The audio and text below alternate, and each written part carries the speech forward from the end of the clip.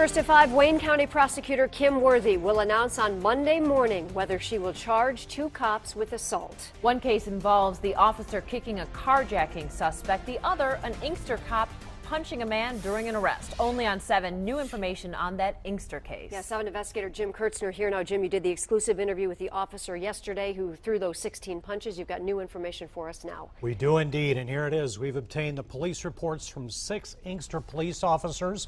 Reports the city would not release because of those ongoing criminal investigations into the cops. The reports were written right after the incident we've all been watching on video. Do you believe that you used excessive force? Like I said, I would really love to get in detail about this investigation. What now fired Officer Bill Melendez would not say with that criminal investigation hanging over his head. We can show you from his and others' police reports. In a 3-page narrative, Melendez writes he first witnessed 57-year-old Floyd Dent go into a room here at the Budget Inn Motel on Michigan Avenue in Inkster for about 2 to 3 minutes. Then following Dent, and now on video, you can see Dent blow a stop sign and is slow to pull over with the police emergency lights on. Melendez wrote he believed Dent was fleeing and once stopped, approached with his department-issued weapon out. Dent opens his car door, and Melendez writes, turned his body to the right with his hands in the right and left hands on his right side body between his right hip and center console. Ryder, in fear that Dent may be reaching for a weapon, raised his department-issued weapon at Dent and advised Dent to see his hands. Ryder observed Dent look at Ryder with a blank stare, as if on a form of narcotic. Ryder then observed Dent state, "I will kill you." Mr. Dent pretty much was very erratic, screaming and yelling, and there was, "I will, kill you." He said those words to you.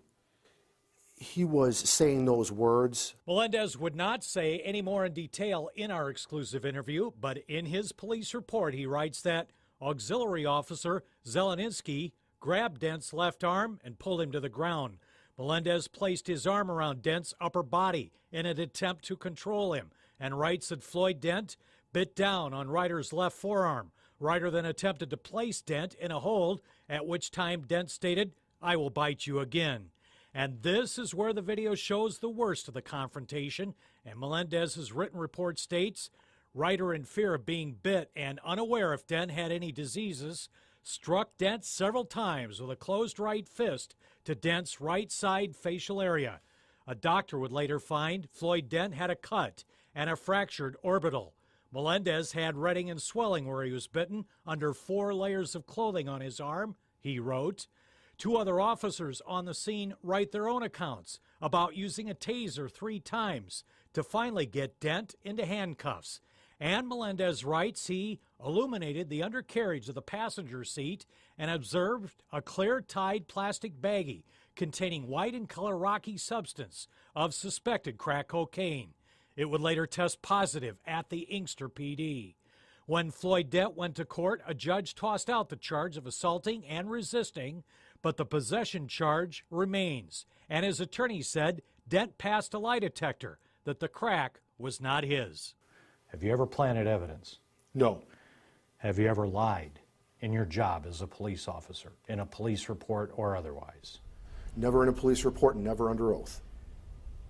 Now in this, another officer from Inkster wrote Dent was very hostile toward all officers on the scene and at the Inkster Police Department by not cooperating with all commands given by other officers.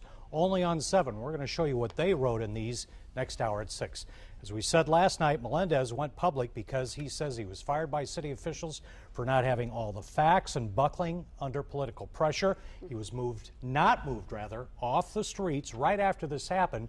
He was moved off the streets only after this hit the TV The prosecutor's office has had access to all of this information that they've been reviewing, Jim. Kim Worthy and her staff, they've been reviewing this for weeks. She's going to make the big announcement on this case and the other case involving the carjacking incident, where you see the officer from Highland Park, Officer Dupuy, kicking that suspect on the ground.